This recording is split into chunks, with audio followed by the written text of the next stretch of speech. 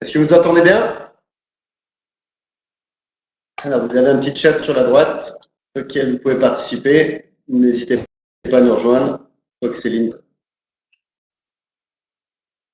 Parfait. Super. Bonjour à toutes, bonjour à tous. Tu te présentes ou je me présente? Qui commence? Honneur à toi. Au plus vieux. Bonjour. Bonjour. Je m'appelle Alex Lebehan, je suis fondateur de Chanty, puis je suis ravi d'échanger avec vous et de vous présenter, co-présenter l'Inde du Sud avec Chanty, l'Inde du Sud qui est une des mes régions de prédilection en Asie.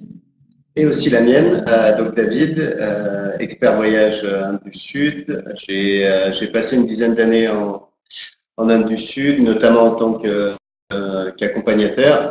Et je vais laisser Thomas répondre pour un peu plus technique. Expert voyage Inde du Sud pour Chanty depuis 3-4 ans. Gros coup de cœur pour l'Inde du Sud, ses temples, etc. Donc on va vous les présenter. Pour le moment, on est 22. On va encore patienter quelques minutes, histoire que tout le monde nous rejoigne.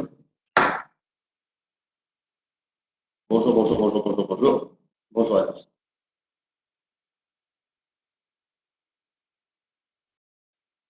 Voilà, patienter 2-3 minutes, tout le monde arrive et Clara puisse résoudre son petit problème technique. Donc, je ne sais pas si vous êtes habitué à participer à des webinaires together, si vous connaissez un petit peu la DESTI, beaucoup la DESTI. De manière générale, on va essayer de vulgariser un petit peu pour approfondir de plus en plus. Quoi qu'il en soit, vous aurez nos contacts. Donc, Alex va faire la météo derrière. C'est là, voilà. Là, c'est beau, il fait chaud. Il fait beau et chaud de toute manière. Voilà, on est bien. Donc voilà, puis quoi qu'il en soit, vous aurez nos contacts respectifs. Si vous avez des demandes plus précises dans le futur, on sera ravis d'y répondre de manière personnalisée. Nous sommes 21. Allez, on va lancer. On lance. Donc voilà, on s'est présenté rapidement, Alex et moi-même. On va rentrer un petit peu dans le détail ensuite. Qui sommes-nous, de quelle manière nous venons, etc. On va vous présenter l'Inde du Sud de manière générale, ses spécificités par rapport au Nord et de manière générale, on représente l'Inde du Sud. Et puis on va aller de manière un petit peu plus précise dans les différents États que compose le sud de ce pays qui est relativement grand. Et on va vous présenter selon des thématiques, selon des régions, et bien entendu, tout cela pourra se customiser, se faire sur mesure pour vos clients. Une fois qu'on aura vu un petit peu tout ça, on prendra 15-20 minutes pour répondre à vos questions. N'hésitez pas à poser déjà des premières questions. C'est un webinaire, le but c'est d'être interactif. Si votre question est un petit peu personnelle, on prendra note et on y répondra un petit peu plus tard. Si la question concerne vraiment la destination et peut éclairer tout le monde, on rebondira dessus avec Alex en direct afin d'y répondre. Et puis à la fin, on va vous laisser nos contacts, bien entendu, pour poursuivre les conversations entre nous. Ok, donc là, on va vous présenter dans un premier temps rapidement ce qui est notre agence réceptive, donc Chanty Travel, que j'ai créé en 2005 en Inde du Nord, à New Delhi. Et puis Jérémy, mon associé, a rejoint Chanty en 2007 et en 2009, on a ouvert le deuxième bureau de Chanty à Pondichéry, donc en Inde du Sud, bureau qu'on a bougé à Cochin, que vous verrez tout à l'heure sur la carte, toujours en Inde du Sud, qui est cette fois au Kerala. Et puis ensuite, on a ouvert d'autres bureaux, donc au Sri Lanka, donc à Colombo, à Bali pour l'Indonésie, Singapour, à Katmandou pour le Népal et le Pan, à Yangon pour la Birmanie, à Hanoï pour le Vietnam et à Phnom Penh pour le Cambodge. Donc aujourd'hui on est une bonne centaine sur 9 bureaux en Asie, d'experts voyage, la plupart francophones, alors des locaux et aussi des Européens francophones, français, belges, passionnés par ces destinations. On est clairement sur du voyage sur mesure, mais c'est plus que du voyage sur mesure, c'est du voyage vraiment ultra personnalisé, au sens c'est sur mesure en amont. Mais après, c'est aussi de l'accompagnement sur place de la part de l'expert voyage, puisque on accueille physiquement vos clients, on leur remet une puce téléphone, ils peuvent donc nous contacter 24/7 par téléphone, et puis nous on les appelle souvent pour savoir comment ils vont, mais pour aussi leur donner des good tips, des bons plans.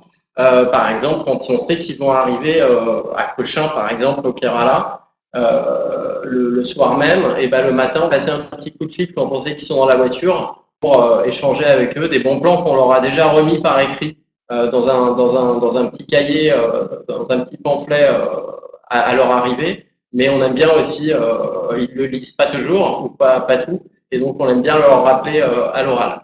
Voilà. L'autre spécificité, je dirais, de Chantilly, c'est vraiment d'être sur du voyage thématique.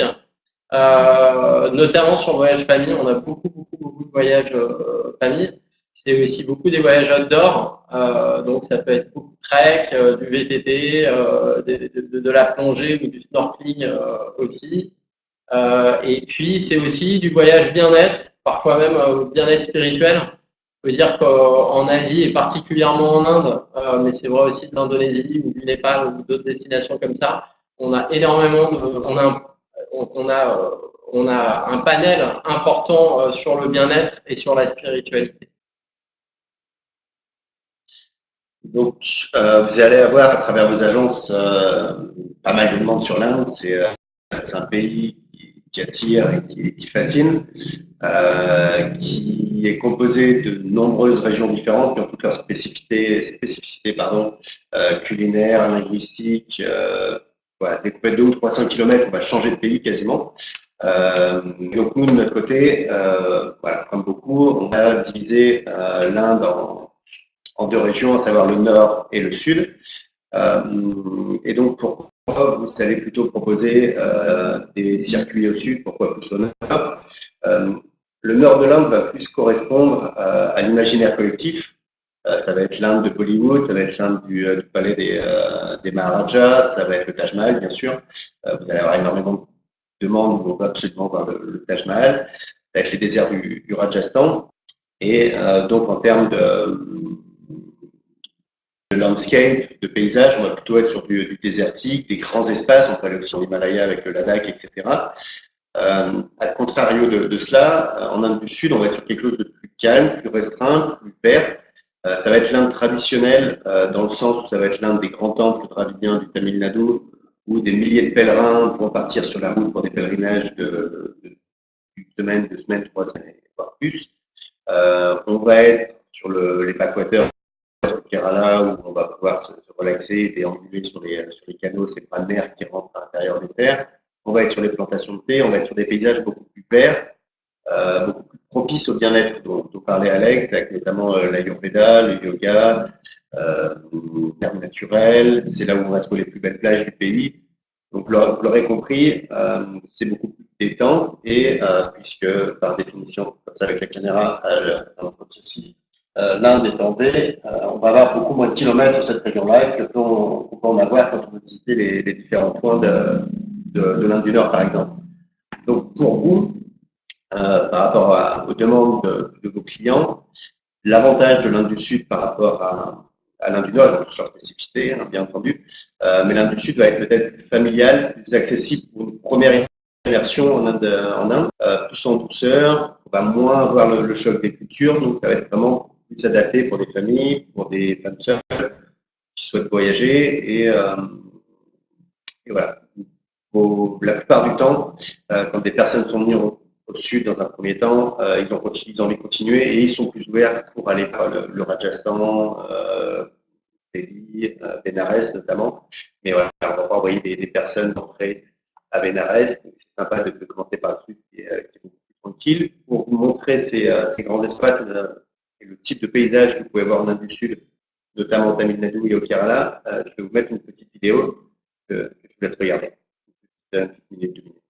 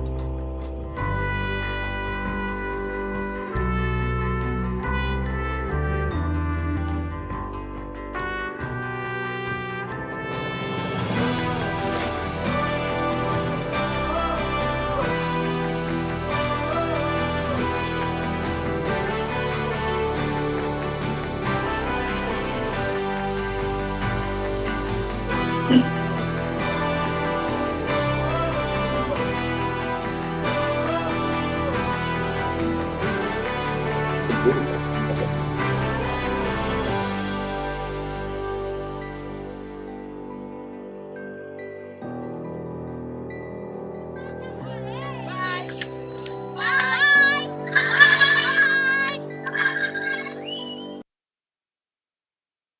Pour une petite mise en perspective, vous voyez la carte de l'Inde là derrière, c'est 3000 km du nord au sud sur quasiment 3000 de l'ouest en est. Donc c'est comme si on partait au nord du Danemark pour arriver en Andalousie. Effectivement, on peut bien voir, vu la taille de ce pays, qu'il peut y avoir des différences très très importantes, et en particulier entre le nord et le sud. Ce qui est sympa avec cette petite vidéo, c'est que vous voyez un petit peu toutes les spécificités de l'Inde du Sud. Il y avait des temples, il y avait des paysages, il y avait le bien-être, il y avait aussi beaucoup de visages, donc le côté humain des séjours va être très important. Donc voilà, ça vous fait un petit panel. Merci, merci Claudia. Je vous invite tous à venir à voyager en Inde du Sud, hein, bien entendu.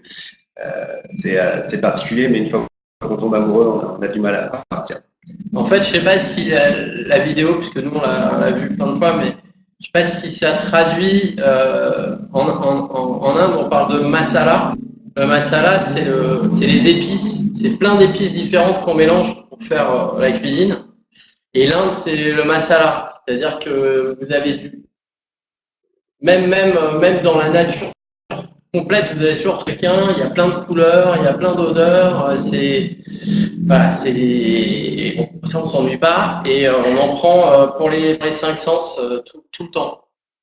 Mixité des cultures, des religions, voilà, et surtout de la nourriture. Dès qu'on fait 200 km, on va trouver une nourriture différente. Que l'on soit dans le Tamil Nadu, dans le Kerala, les mêmes plats vont être différents. Si on prend un biryani dans le Tamil Nadu ou dans le Maharashtra, va être différent. Si on prend un biryani hindou ou si on prend un biryani musulman, il va être différent. Donc voilà, c'est ce qui fait le charme. Il faut savoir en fait que dans ce qu'on va vous proposer comme produit, les 100-200 km, on va changer vraiment d'état. Chaque état a sa propre écriture, et donc du coup son propre langage, sa propre cuisine, sa propre politique, son propre cinéma. Il y a Bollywood, il y a Hollywood, etc. Donc voilà, c'est un vrai patchwork. Notre but, ça va être de vous montrer un petit peu les spécificités des États pour que qu'agence puissiez vraiment savoir ce qui correspond à vos voyageurs. Voilà. De manière un petit peu générale, cette carte, on ne voit pas de manière assez précise. Je vais vous en montrer une plus grande. L'État que l'on va probablement vendre le plus va être le Kerala. On va revenir en détail après, mais qui est ce petit État qui est au ouest du pays. Le Tamil Nadu va être un des États les plus importants, notamment d'un point de vue culturel. Donc ça va partir de Chennai et ça va redescendre jusqu'ici entre le Kerala et Madurai. ensuite, on va vous présenter un petit peu le Karataka, qui est un énorme état aussi, dont Bangalore est le plus connu et Hampi est le plus beau spot à mes yeux. Un petit peu le territoire de l'Union de Goa qui est ici, avant de finir par le Maharashtra et Bombay, sans oublier les petites îles Andaman, si vous avez des demandes de skiing et de sable blanc. Et voilà un petit peu les différents états qu'on peut retrouver sur l'Inde du Sud. Un truc pratique avant que j'oublie, mais qui a son importance d'un point de vue opérationnel, c'est qu'on roule à une moyenne de 40-45 km/h en Inde. Particulièrement plutôt 40 au Kerala et 45-50 au Tamil Nadu. Et Kerala, les routes sont plus étroites et plus sinueuses, surtout dans la montagne. Donc ça, c'est vraiment quelque chose qu'on doit avoir à l'esprit. Je ne sais plus en France parce que ça change et que j'habite pas en France, donc je ne sais pas combien on roule, mais au moins le double, 80 ou 90 ou 100, je ne sais pas. Donc on doit vraiment avoir ça à l'esprit. Et du coup, nous, quand on vous partage les infos de programmes détaillés de devis, on va moins s'intéresser au nombre de kilomètres qu'on fait par étape qu'au temps de route. C'est ça qui est intéressant pour vos clients. Ouais, surtout que on n'est pas énervé en Inde. Et donc, du coup, notamment au Kerala, mais c'est vrai aussi au Tamil Nadu, dans d'autres États, on est là pour prendre son temps. La conduite est peut-être un petit peu plus sportive au Tamil Nadu, les connaisseurs le sauront. Mais je vais vous présenter les programmes ensuite. L'idée, c'est que s'il y a un temps de route, dans 90% des cas, c'est tellement riche et tellement, il se passe toujours quelque chose, donc on va toujours s'arrêter, trouver une pause, que ce soit dans des temps inscrits à l'UNESCO ou même il y a toujours un marché hyper sympa, il y a toujours un petit temple qui vaut le détour, il y a toujours quelque chose à faire. Donc le but, c'est pas de tracer et de faire de la route. On a l'avantage que ce soit pas super grand géographiquement par rapport au nord et d'être riche culturellement, donc on en profite. Et puis on essaye, dès que c'est possible, c'est pas possible partout, de vous proposer aussi des itinéraires en train, même si c'est qu'une demi-journée. Vous savez que le réseau indien est le réseau le plus dense du monde, le réseau ferroviaire, et l'expérience en train est absolument magique. En Inde, ça doit être vrai dans d'autres pays, mais je ne connais pas une expérience aussi magique et aussi riche qu'en Inde.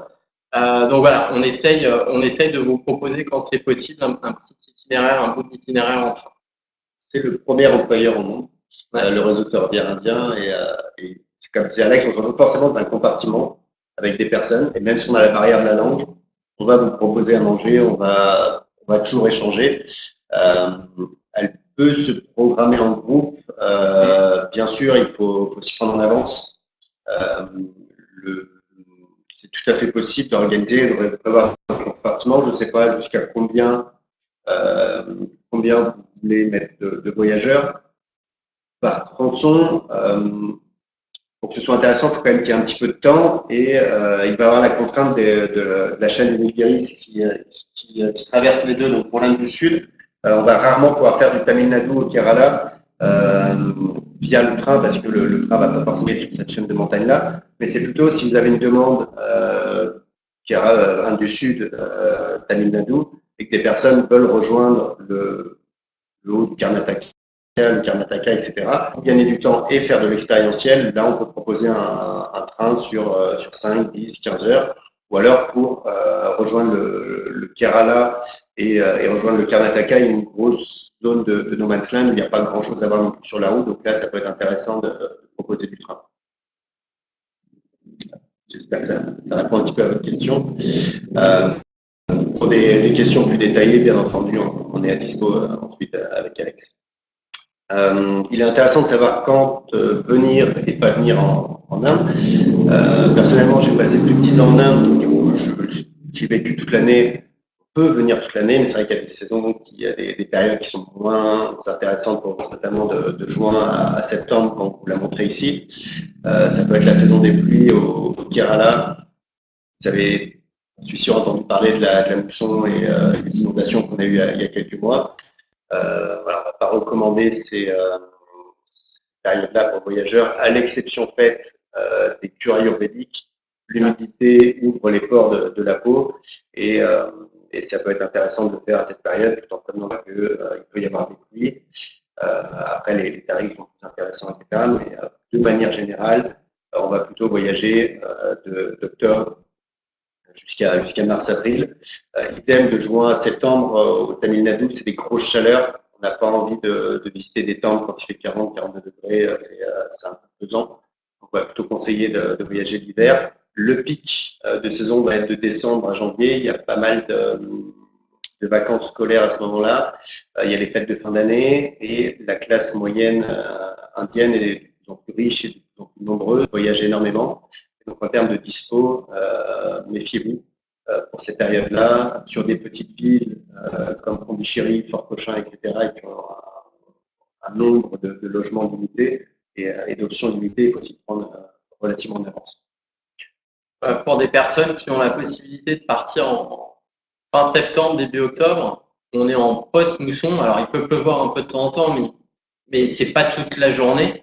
Il va faire soleil, bleu, puis pluie, et ça va repartir au ciel bleu.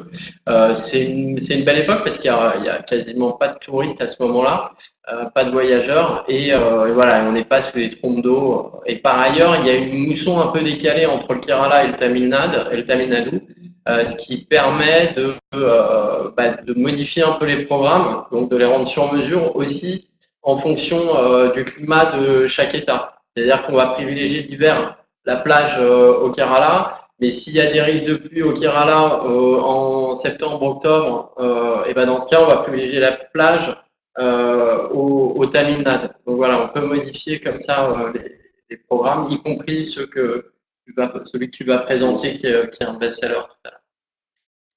Justement, on y arrive. Donc là, je vais vous présenter du Tamil Nadu au Kerala, pardon, qui est un classique, un best-seller. Pourquoi c'est un best-seller? Pour la simple et bonne raison qu'il est complet, varié et qui se fait bien en 15 jours et qui permet d'avoir une première vision assez complète de l'Inde du Sud. Je vous le présente dans ce sens-là. On peut tout à fait faire l'inverse, comme disait Alex, en fonction de la météo. Ce qui est intéressant avec le fait de démarrer à Chennai et de finir à Cochin, c'est qu'on va avoir une première partie plus culturelle avant de finir par de la plage, par les backwaters et d'avoir de moins en moins de kilomètres et donc de finir avant de repartir en Europe pour que vos clients soient reposés et pas épuisés en rentrant chez eux. D'un point de vue plus détaillé, l'aéroport de base c'est Chennai bien sûr. On ne va pas vous proposer de dormir sur place, c'est une ville assez bruyante, mais vous pouvez aller directement jusqu'à Mahabalipuram, qui est un des berceaux de l'art dravidien, où on va retrouver des bas-reliefs, des monolithes et tout un tas de styles d'architecture différents. C'est un espèce de champ d'expérimentation des temples quand on commence à les créer en dur. Et ça permet une immersion tranquille pour vos voyageurs, puisque c'est un petit village de pêcheurs aussi qui est au bord de l'océan. Et pour continuer à aller tranquillement, vous allez descendre jusqu'à Pondichéry. Ça aura forcément un intérêt pour les voyageurs français, puisqu'il y a une soixantaine d'années, entre 60 et 70 ans, ça appartenait encore au gouvernement français. C'est un comptoir, pardon, et maintenant c'est un des territoires de l'Union indienne.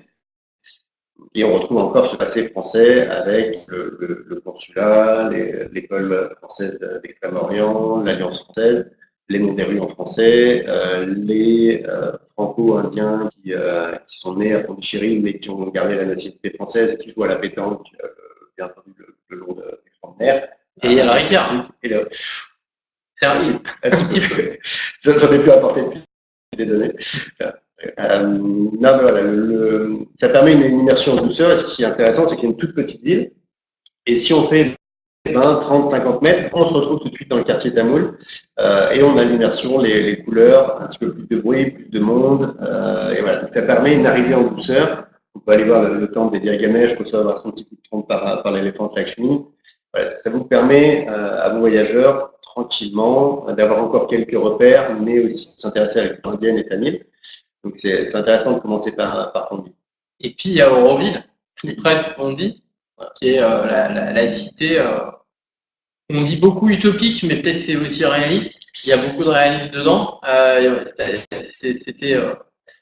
C'est pas seulement un village qui devait être une ville spirituelle, même s'il y a beaucoup de spiritualité à Auroville, mais c'est aussi des projets concrets de vie, avec beaucoup de fermes, de permaculture, avec des projets d'architecture, de matériaux locaux, mais retravaillés, etc. Donc, c'est très riche en termes d'expérience aussi, Auroville. On n'aime pas, peu importe, mais en tout cas, on n'est jamais, ça nous laisse à réfléchir. Voilà. Donc c'est aussi une expérience intéressante sur une demi-journée, une journée d'aller découvrir Auroville. Vous aurez des demandes, des personnes et indifférents. C'est l'avantage d'Auroville. Quoi qu'il en soit, c'est un ancien désert où ils ont planté 3 milliards d'arbres. Donc c'est toujours intéressant pour les guests qui viennent d'arriver en Inde, il peut y avoir du monde, etc., d'avoir une petite étape dans la nature et puis voir le latrine navire, cette grosse boule dorée de 17 mètres de haut par 27 mètres de large. C'est une possibilité à seulement 14 km de Ponty. L'idée ensuite, c'est de vraiment rentrer dans le vif du sujet et des grands temples du Tamil Nadu. Je ne sais pas si vous voyez sur cette petite carte, il y a une longue route entre Ponty et Tanjore. Très clairement, il n'y a pas grand-chose sur la route. C'est le côté très rural du Tamil Nadu avec des dents de canne à sucre, de rizières, c'est hyper joli. Mais il y a peu de choses à faire. Par chance, il y a Chidambaram, qui est le dernier temple qui appartient encore aux Brahmanes. C'est une école de brahmanisme, donc il y a toujours des pujas et des célébrations qui sont dispensées toute la journée. Donc là, c'est une vraie immersion spirituelle pour les voyageurs. Les brahmanes, c'est la caste des prêtres. Et puja, ça veut dire cérémonie. Excusez-moi, oui, si je vais un petit peu trop dans les détails, n'hésitez pas, si vous avez des questions, à laisser dans le chat. Quoi qu'il en soit, on donnera toutes les informations préalables à vos voyageurs pour comprendre ce qui se passe sur place. C'est toujours intéressant de voir ces brahmanes qui, puisqu'on est dans un système de caste, se reproduisent entre eux depuis des années et des générations, et ont développé un faciès très particulier. On vous expliquera aussi comment reconnaître un temple, savoir s'il appartient plutôt à Shiva, à Vishnu, quels sont les us et coutumes, et voilà, les choses à faire et ne pas faire dans les temples. Bien entendu, tout ça sera communiqué à vos voyageurs au préalable. Toujours sur cette route-là, qui est assez longue, on va pouvoir aussi apercevoir les temples de Ganga Kodacholapuram et de Dharaswaram qui là n'ont plus d'activité, mais sont absolument magnifiques, et on y va vraiment pour la beauté du style architectural dravidien typique de cette région-là. Ganga Kodacholapuram, ça va être une réplique de celui du Tanjore, mais en plus petit. Et quand vous êtes prêt à le prononcer sans bégayer et sans lire, vous êtes au point. Je tenterai pas. Ça marche. Et le but en fait de cette journée-là, c'est vraiment d'arriver sur Tanjore, qui est l'un de mes temples préférés, pour le coucher de soleil, vers 4h30, 5h, avoir le temps de s'installer, de la beauté des paysages et voir le coucher de soleil sur le temple. On voit la couleur du temple qui change avec le coucher de soleil. C'est une vraie expérience. C'est aussi c'est très calme, un grand temple avec de la verdure autour. Il faut bien comprendre que le voyage en Inde est avant tout spirituel. Donc, ce qui fait que toutes les personnes que vous voyagez autour du temple, ça va être des personnes qui viennent de villages environnants de 300 km, 400 km environ, qui ne sont pas habitués à voir les orientaux et qui vont être ravis d'échanger, même s'il y a la barrière de la langue, que ce soit des vidéos, des sourires, des rires, souvent. Donc voilà, pour tous ceux qui vont vous demander un contact humain, il est très facile en Inde du Sud comme en Inde du Nord. Il se fait très souvent au temple, qui sont des lieux de vie comme en France, en Europe. Je ne sais pas où vous êtes actuellement tous, mais on va plutôt aller au café pour discuter, etc.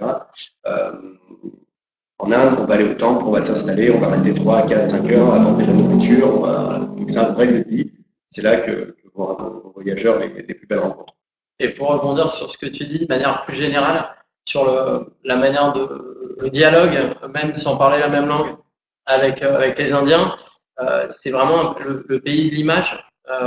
Et ils nous prennent en photo. Ils adorent nous prendre en photo. Ils nous prennent quasiment autant en photo qu'on les prend en photo. Et ça arrive extrêmement rarement qu'ils soient gênés si on les prend en photo. Bien au contraire. En général, ils sont non seulement honorés, mais ça les fait marrer et qu'on leur montre la photo, etc. C'est un très bon moyen de commencer à échanger, à communiquer avec les locaux. Pour ça, pour les amoureux de la photo, c'est vraiment un pays extraordinaire.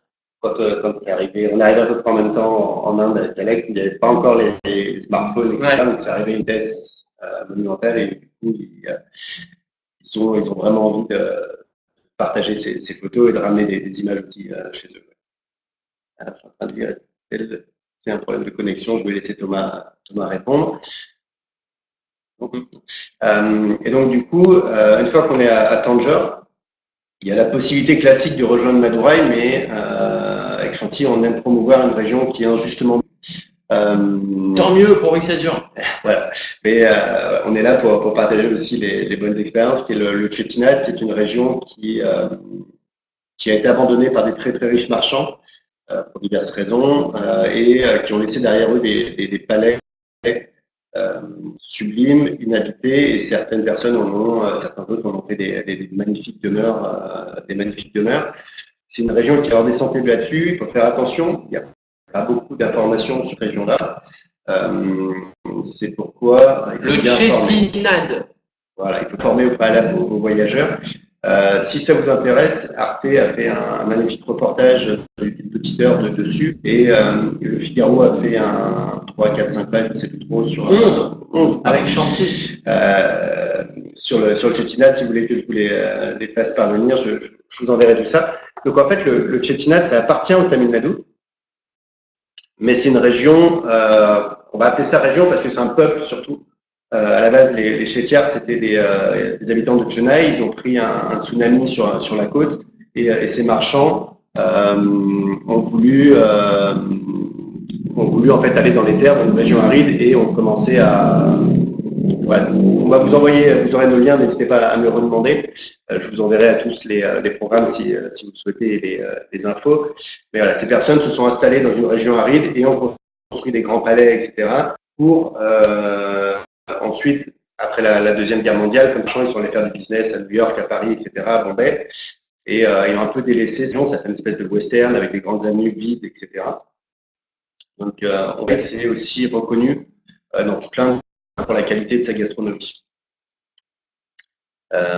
Niveau carte, etc., on vous donnera tout ce qu'il faut, bien entendu, comme suivi. Et voilà, on va actualiser selon vos voyageurs, vous aurez une vraie carte point par point, selon les destis, bien entendu. Et il y a une qualité d'hébergement en termes de charme et d'authenticité au Chettinad qui est top level, vraiment un très bon niveau. Oui, l'hébergement fait partie de l'expérience. On ne va pas au Chettinad pour dormir dans un hôtel, il n'y en a pas quasiment, traditionnel. Le but, c'est vraiment de dormir dans un de ces palais Chettiad. Ça, c'est tout l'inverse de Trichy, où là, on va y avoir beaucoup de monde, un temple magnifique, le temple qui est dédié à Vishnu, le Rockford Temple, qui est une ville très dense, très prenante. Donc c'est l'inverse et on ne va pas avoir forcément de solution d'hébergement de charme à Trichy. C'est pas loin de Tanger, c'est pas loin du Chettinad, donc on peut tout à fait faire un crochet. Après, par expérience, j'ai moi-même été guide, accompagnateur pendant pas mal d'années. Au bout de 4-5 jours de temple, les voyageurs commencent à saturer un petit peu, donc on peut leur laisser l'option, c'est-à-dire qu'il y a 60 km d'autoroute entre Tanger et Trichy. On est là pour faire du sur-mesure et aussi s'adapter au voyage, aux souhaits des voyageurs. S'ils veulent faire un crochet par Trichy, on peut tout à fait. L'avantage de l'avantage du temple de Trichy, c'est que c'est l'un des seuls qui est des Vishnu et toutes ses réincarnations, alors que la plupart qu'on va avoir vu à Mavalipuram, Chidambaram, Ganga-Kodachulapuram, etc., et Tanger et Madurai ensuite vont être des temples qui sont dédiés à Shiva et sa famille. Donc c'est des temples différents, l'opportunité pour eux de voir quelque chose de différent. C'est une option pour les voyageurs. L'idée, avant de rejoindre le Kerala, c'est de rejoindre le grand temple de Madurai, de Sri Meenakshi, qui veut dire la déesse aux yeux de poisson. C'est considéré comme plus ou moins sexy dans cette partie-là du pays. C'est un temple énorme. Ce qui est intéressant, c'est qu'ils ont construit une zone piétonne tout autour du temple. Donc même s'il y a des milliers de pèlerins chaque jour, c'est pas oppressant. On peut se balader en famille, ça se fait très très bien. Il y a un festival de couleurs qui est incroyable, que ce soit sur le temple lui-même ou festival de sari et de femmes en sari qui va se balader autour, plus les pèlerins habillés en orange, etc. Donc pour tous les amoureux de la photographie, que ce soit sur les temples ou les visages et les couleurs, la vie qui représentent l'âme, c'est parfait pour cette région-là. On arrête avec les temples? On arrête avec les temples et on embraye pour la deuxième partie du séjour pour aller du côté de Kerala. Ce qui est intéressant entre le Tamil Nadu et Kerala, oui, rapidement, on peut tout à fait s'adapter pour tout ce qui est festival. C'est partie prenante de l'Inde du Sud, que ce soit le festival de Mahabalipuram, les grands festivals aussi Kerala. Le but, c'est de s'adapter, toujours s'y prendre en avance, mais on peut bien entendu, c'est une des valeurs ajoutées. Sachant que là, on parle des festivals religieux, du sacré, mais il y a aussi des festivals profanes de grande qualité. Je pense notamment au festival de musique classique d'Inde du Sud de Tanjore ou au festival de la photo qui est reconnu maintenant de Pondichéry. Voilà, il y a en culturel, en événement culturel en Inde et particulièrement en Inde du Sud, il y a de quoi faire.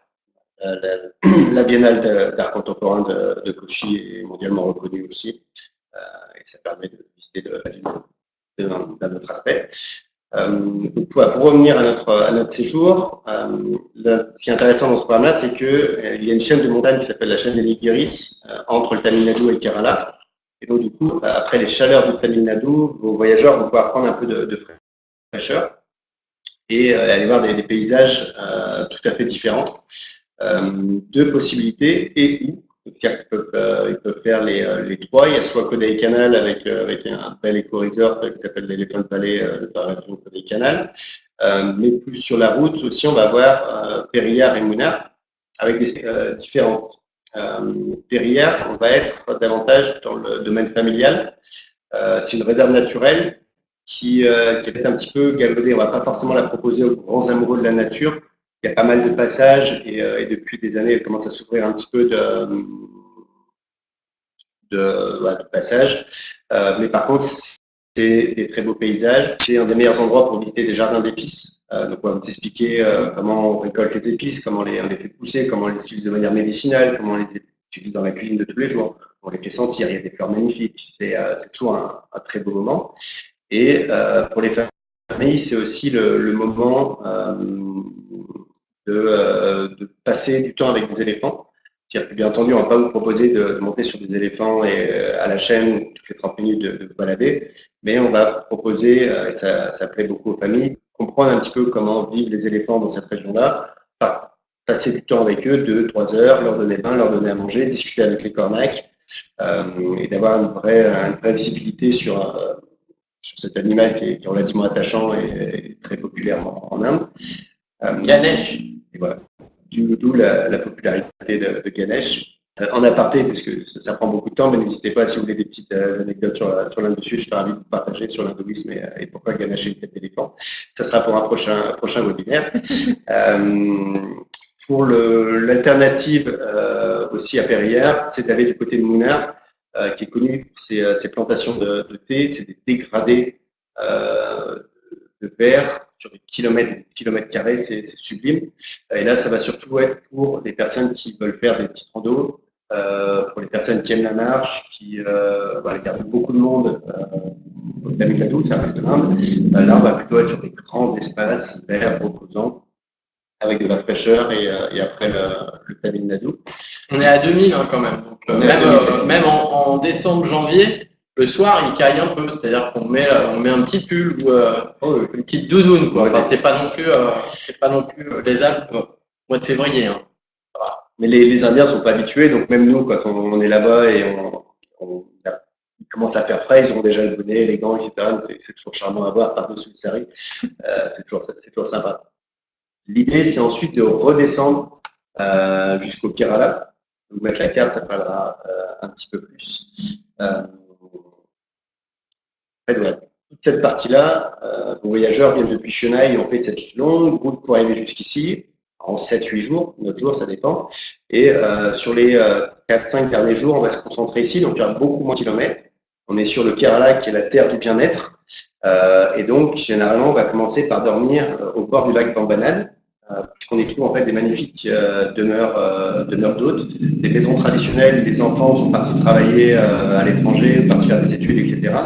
Et les familles en ont profité pour retaper des grandes demeures et accueillir les voyageurs qui sont au bord du lac, qui proposent des petites barques pour balader, des vélos pour visiter la campagne environnante. Donc on arrive vraiment sur du relax, du farniente. On redescend le rythme, on est au bord de l'eau, il y a des animaux magnifiques, il y a des kingfishers un petit peu de partout, tout un tas d'animaux magnifiques. Et l'idée, c'est, quand c'est possible, de se faire accueillir le lendemain par un houseboat. Donc en fait, ce qu'on appelle les backwaters, c'est des bras de mer qui rentrent dans la terre et qui vont se joindre aussi au lac Bambanad. Et donc, du coup, depuis le lac Bambanad, nous sommes ici, on peut rentrer dans ces backwaters et c'est des canaux où nos voyageurs vont passer une nuit.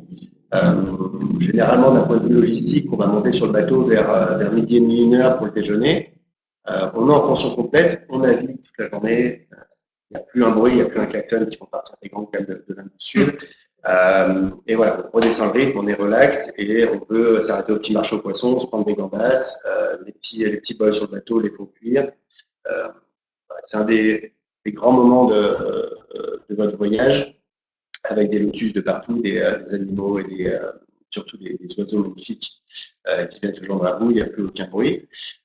On a redescendu le rythme et après on peut finir tranquillement par Fort Cochin, qui est un petit peu, qui est ici, qui est l'équivalent de Pondichéry d'un point de vue culturel. C'est une toute petite presqu'île aux influences multiples, portugaises, hollandaises, danoises, anglaises, indiennes. On retrouve des églises magnifiques, des mosquées, des petits temples et c'est rempli de galeries d'art, rempli de petits cafés. Donc, pour finir, c'est parfait pour les voyageurs. Et puis on a quelques plages aussi. On a Marari. Voilà, donc les belles plages qui sont au sud un petit peu de Halepé, à 50 km.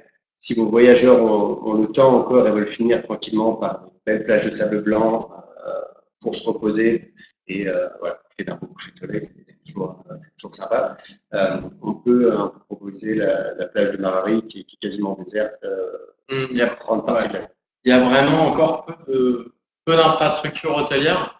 Par contre, à Marari, mais c'est vrai dans l'ensemble du Kerala, en tout cas de cette partie centrale du Kerala, un autre gros avantage par rapport à d'autres États de l'Inde, c'est la qualité de l'hébergement, des hébergements. Alors c'est un petit peu plus cher qu'au Tamil Nadu ou en Inde du Nord, un peu, je dis 15-20% en moyenne pour le même type de confort. Mais par contre, en termes d'authenticité, en termes de qualité des repas, en termes de charme, en termes aussi de niveau d'anglais du staff, parce que l'état du Kerala est l'état le plus où il y a le meilleur taux d'alphabétisme, autant pour les garçons que les filles d'ailleurs. Ils ont un niveau d'anglais qui est bon. Et du coup, tout ça fait que ça rend l'expérience au Kerala encore plus confortable, plus riche. On va revenir un petit peu plus en détail dans le Kerala sur le prochain séjour. Mais voilà, juste pour conclure celui-ci, c'est très bien pour une première approche de l'Inde. On a très souvent des demandes de 15 jours, 2 semaines, quand les personnes peuvent prendre 2 semaines de congé. C'est varié, c'est complet et on finit relaxé. On peut finir par un petit massage ayurvédique. C'est parfait pour une première immersion en Inde. Ça, c'est un petit peu pour tout le monde.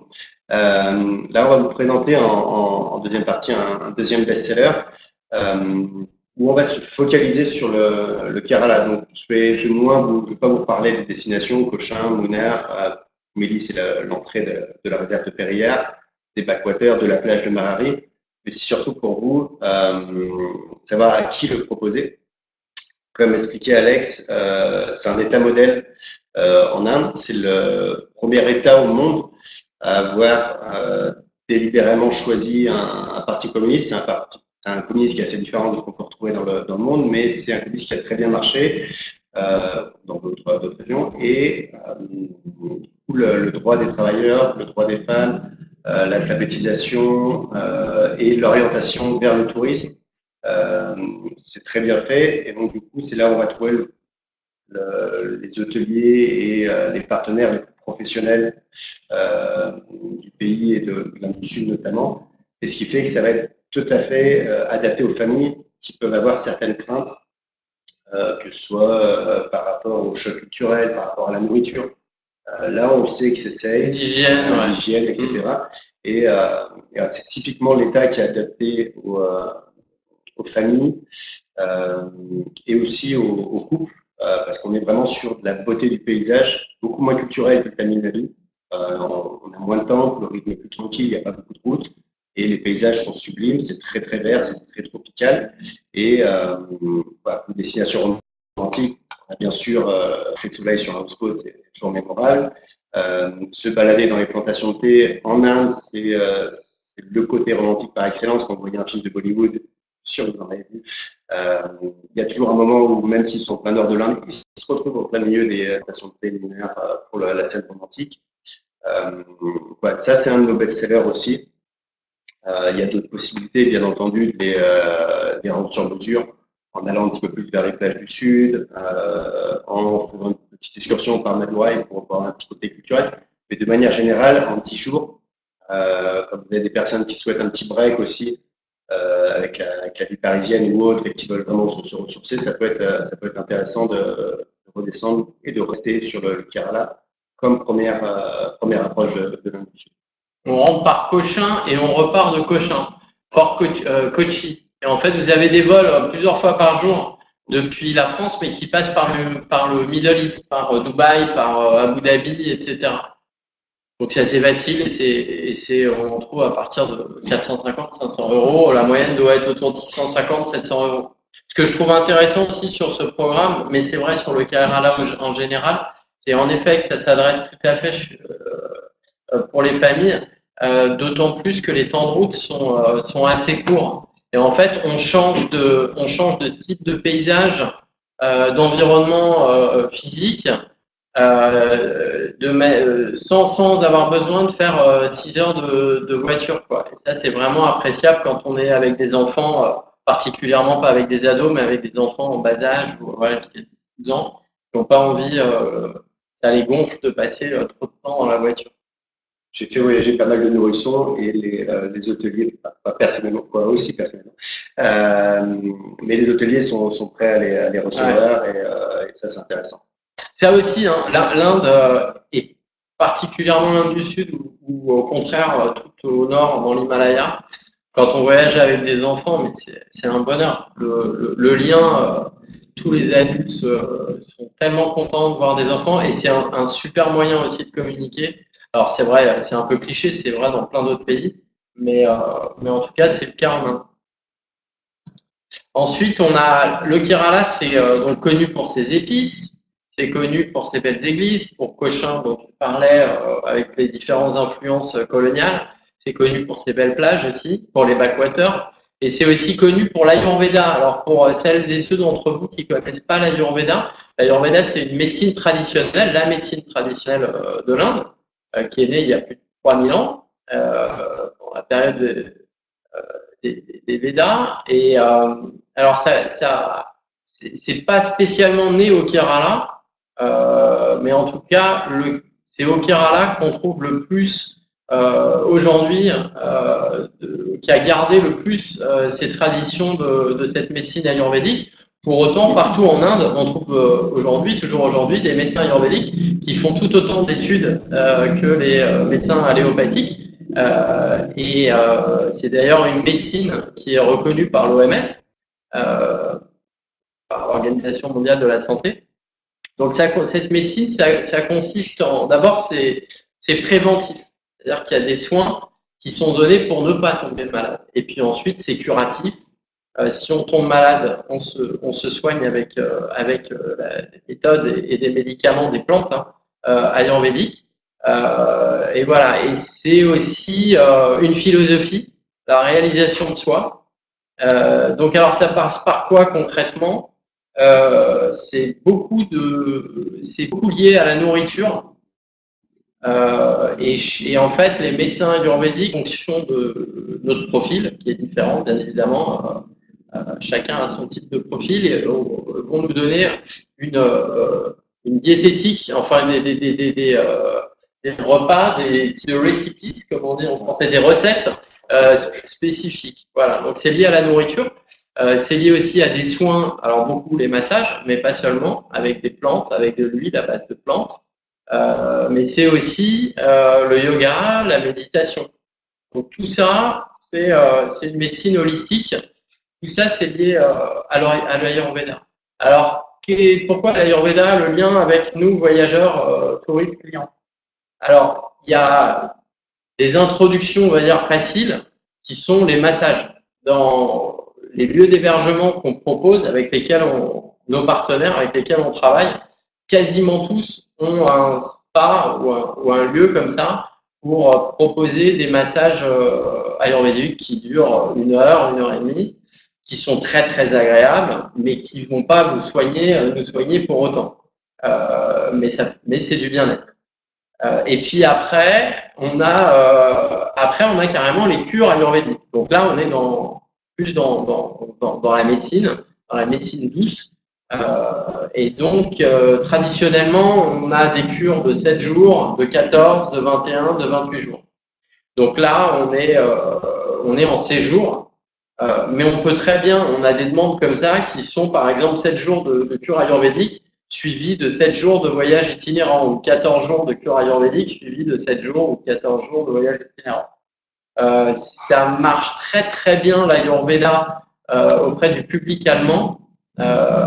Premier public européen à avoir vraiment à s'être intéressé à cette médecine, et il y a de plus en plus de voyageurs français, britanniques et autres, mais non français, qui s'intéressent à l'Ayurveda, et ce peut-être aussi parce qu'il y a de plus en plus de médecins ayurvédiques, il n'y en a encore pas beaucoup, mais ça commence, qui sont aussi basés en France. Vous aurez des demandes, quoi qu'il en soit, de plus en plus. La clientèle française a besoin de faire des breaks, de faire des voyages intérieurs, de déconnecter, de se retrouver. Vous aurez forcément des demandes sur l'Ayurveda. L'avantage du Kerala, c'est que les structures qui sont présentes, voilà, on en connaît. Il y en a d'autres dans d'autres États. Voilà, n'hésitez pas à revenir vers nous si vous avez des demandes spécifiques, c'est quand même assez particulier. Je vais finir les programmes thématiques par ce qu'on va appeler le Grand Sud. Tous les séjours qu'on vous propose, vous avez un petit bandeau en haut de la page. Si vous cliquez ici, vous arriverez sur notre page internet avec différents programmes selon les thématiques. Celui-ci, en fait, le Grand Sud de l'Inde, va reprendre Tamil Nadu au Kerala de manière assez classique, comme vous voyez sur la gauche. Mais ensuite, on va remonter vers le nord. Ça va être un voyage prévu sur 3 semaines. Je répondrai sur les ashrams si vous voulez en fin de programme. Mais il y a différents ashrams en Inde du Sud qui sont intéressants pour voyageurs, et que ce soit au Tamil Nadu, Kerala ou dans d'autres États. Voilà, je vous présente un circuit un peu plus long. C'est notamment pour les personnes qui vont avoir 3 semaines de voyage, qui ont le luxe, le nouveau luxe du temps. Je pense notamment aux retraités qui vont vouloir venir en Inde du Sud une seule fois, tout voir au maximum. Et voilà, quitte à prendre 20-25 jours, ils peuvent continuer vers le nord du sud de l'Inde. Avec les États du Karnataka, de Goa et du Maharashtra. L'idée, que ce soit à travers la route ou à travers un avion, c'est de rejoindre Mysore. Donc là, on a davantage de route par rapport au premier programme qu'on vous a proposé. Si vous voyez, on est ici à Cochin, et là, on va remonter jusqu'à Mysore, qui est connu, pour son palais, l'un des seuls, voire même le seul vrai grand palais qu'on va trouver en Inde du Sud. Et aussi personnellement, moi j'adore son marché, qui est très très beau le soir avec des couleurs magnifiques, connu pour ses épices, son safran, ses huiles essentielles et l'activité qu'il y a toujours, donc là idem pour les photographes, c'est parfait. Et l'idée vraiment de ce grand sud-là, c'est de remonter à travers Hassan notamment, c'est de remonter jusqu'à Hampi qui est ici perdu au milieu de nulle part. À mes yeux, le plus beau spot de l'Inde du Sud. Les voyageurs peuvent y passer 2, 3, 4 jours, pardon, une semaine, s'ils le veulent, il y a toujours quelque chose à voir. C'est des kilomètres carrés d'étendue de ruines d'un ancien royaume, le royaume des Jayanagar, euh, auquel se greffent des immenses rochers, on ne sait pas comment ils tiennent, auxquels se greffent des kilomètres de bananiers, de rizières, donc il y a un contraste entre la pierre et le vert, la verdure de cette région, qui est magnifique, qui est hyper riche, et comme on est loin de tout, ça se mérite, et pour le coup, il n'y a pas beaucoup de voyageurs qui vont à Hampi pour des demandeurs des sentiers battus et ouais, qui veulent voir autre chose que le Tamil Nadu et le Kerala. C'est un spot à souligner. Il faut être prêt à faire quelques kilomètres pour s'engouffrer dans le cœur du Karnataka. Le point que je suis en train de vous préciser, il est sympa pour ceux qui ont 3 semaines, mais aussi et surtout pour les voyageurs qui ont déjà vu le Tamil Nadu et le Kerala, vous pouvez aussi les fidéliser. Et à l'issue du premier séjour, leur dire, quand vous avez vu ça, je vous conseille d'aller voir autre chose, de rentrer davantage dans le cœur de l'Inde du Sud et d'aller du côté du Karnataka où on va aussi trouver pardon, les temples de Belur à Lebid qui sont des petites villes où il y a juste le temple à voir. Donc, honnêtement, d'un point de vue pour voyageurs, les villes n'ont pas grand intérêt, mais on va trouver des temples qui sont inscrits au patrimoine de l'UNESCO, qui ont été gravés dans une pierre qui était à l'époque molle et qui se durcissait rapidement, mais ça a permis de faire une espèce de dentelle sur pierre qui est magnifique. Et c'est des temples qui resteront gravés dans la mémoire de vos voyageurs pour sûr. Et ce qui est sympa avec ce séjour de 3 semaines, c'est qu'on peut finir par les plages de Goa qui sont parmi les plus belles du pays. Goa, c'est un territoire immense, c'est comme un petit État, mais c'est 300 km de plage. Donc, si vos voyageurs veulent une plage où ils sont juste eux, c'est possible. Personnellement, j'adore la culture de Goa. J'y ai habité 1 an. Il y a une architecture sublime, des vieilles baraques portugaises, soit abandonnées, soit retapées. Et c'est hyper tropical, donc les décors sont magnifiques. Il y a plein de forts, il y a plein d'églises et on peut visiter Goa. Il y a des marchés hyper sympas, donc ça peut permettre de finir par et de la plage du Farniente, des beaux couchers de soleil, mais aussi garder l'aspect culturel. Ouais, c'est vraiment plus l'image hippie qu'on avait des années 60, 70, 80. Donc ça peut être aussi dans certains endroits la Riviera de l'Inde, avec des super restos, des discothèques, etc. pour les riches indiens ou du monde entier d'ailleurs. Et voilà, comme tu le disais, c'est 300 km du nord au sud. Donc il y a aussi des lieux où il y a même des plages dans le sud en particulier, ou l'extrême nord, où il y a quasiment personne. Donc il y en a, voilà, on peut trouver, il y a plein de Goa en fait. Et je voudrais juste rajouter un point. On a parlé du yoga dans l'Ayurveda. Mysore, c'est la capitale du yoga de l'Inde du Sud, mais on trouve aussi on peut faire aussi beaucoup du yoga à Goa. Donc pour des personnes qui pratiquent déjà le yoga ou qui ont envie de s'initier, il y a différents types de yoga, dont des yogas plutôt spirituels, mais d'autres qui sont des exercices en fait. Voilà, donc ça on organise aussi soit des initiations au yoga, mais aussi on a des demandes pour organiser des voyages très thématiques sur l'Ayurveda ou encore plus thématiques sur une partie de l'Ayurveda qui est le yoga. Oui, c'est tellement riche en fait l'Inde du Sud que même une petite région va avoir des diversités et ce qui va orienter vos choix par rapport à vos voyageurs, ça va être aussi beaucoup les thématiques de voyage, que ce soit le bien-être, le culturel, la nature. Voilà. Donc c'est vraiment la thématique qui va vous orienter sur que proposer à vos voyageurs. pour les plus aguerris, on peut prendre un vol depuis Goa qui est ici et rejoindre Bombay qui est dans notre bannière, qui est tout au-dessus de Pune, pour vraiment voir une architecture particulière, celle de Slumdog Millionnaire, voir l'architecture victorienne, voir Bollywood et voir vraiment une ville de plusieurs millions d'habitants. C'est pareil de le faire en train, on ne va pas vous proposer aux voyageurs de démarrer par Bombay, ça risque d'être un petit peu intense, mais c'est une expérience à part entière. Très clair. Donc voilà. Comme je vous disais, pardon, ce voyage 3 semaines, ça permet d'avoir une vision globale. Ça peut être pour les personnes qui ont le temps et c'est pour les personnes qui ont déjà vu le Tamil Nadu et le Kerala. Donc voilà, j'espère que vous avez pu avoir une première idée de ce que vous pouvez proposer en Inde du Sud. Que vous êtes prêts à envoyer des programmes et des demandes. Et nous, de notre côté, on est prêt à répondre à vos quelques questions.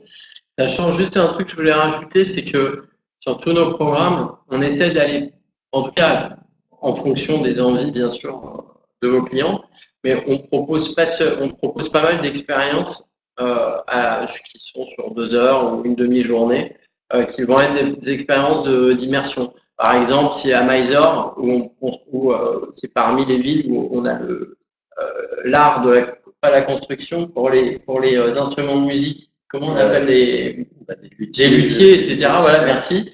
Ça, l'expérience d'aller rencontrer un luthier, de le voir travailler, d'échanger avec lui, ça peut être gastronomique, bien évidemment. D'aller à Mahari sur la plage ou à Pondichéry avec un pêcheur au petit matin pour aller pêcher avec lui, etc., etc. C'est vraiment l'événementiel, l'expérientiel, pardon, et le côté humain qu'on va mettre en avant. C'est-à-dire que si on va proposer une expérience culinaire, on va partir avec une personne locale qui parle français, on va vous aller sur le marché, au fin fond du marché, et le but c'est de ramener des souvenirs, que ce soit sur l'expérience, mais aussi sur le côté humain.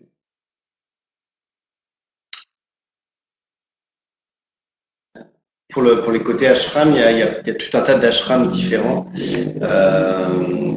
Parmi les plus connus, on va avoir l'ashram d'Amrita Puri au Kerala, qui est l'ashram de Hama, où on peut,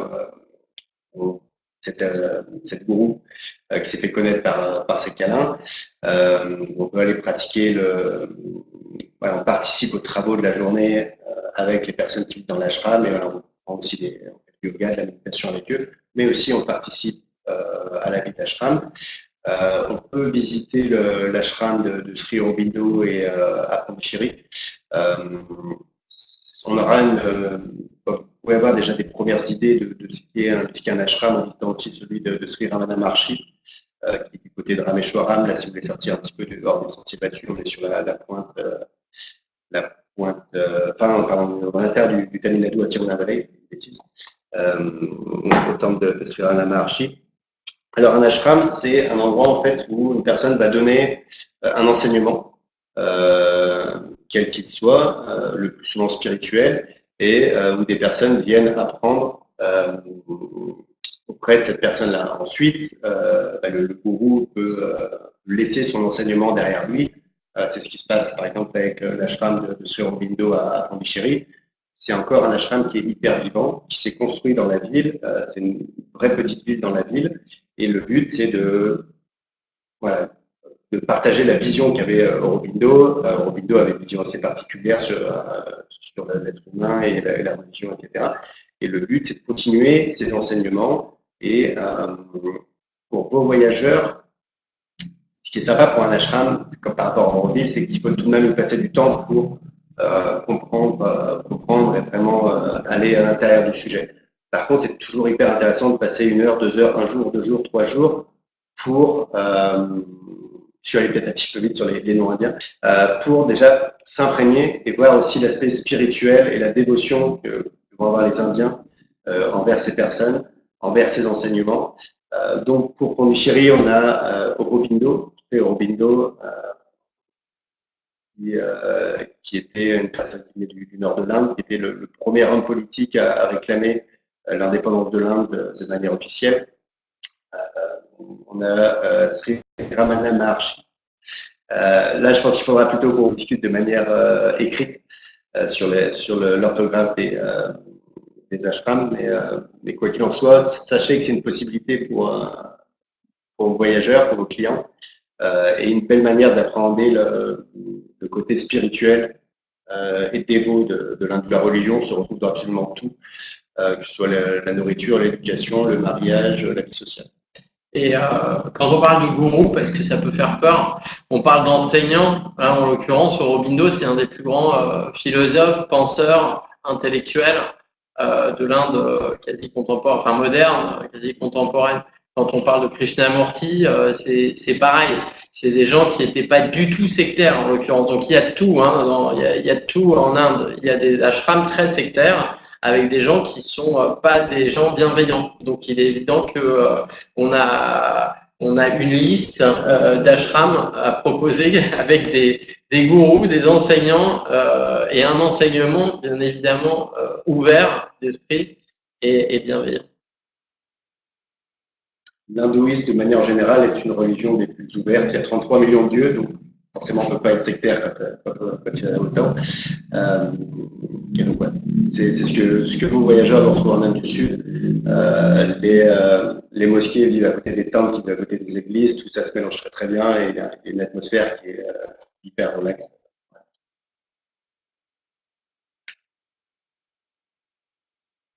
Je ne sais pas si on a zappé des questions en cours de route. N'hésitez pas à les reposer si jamais vous les avez déjà posées. Merci à vous. Merci, France.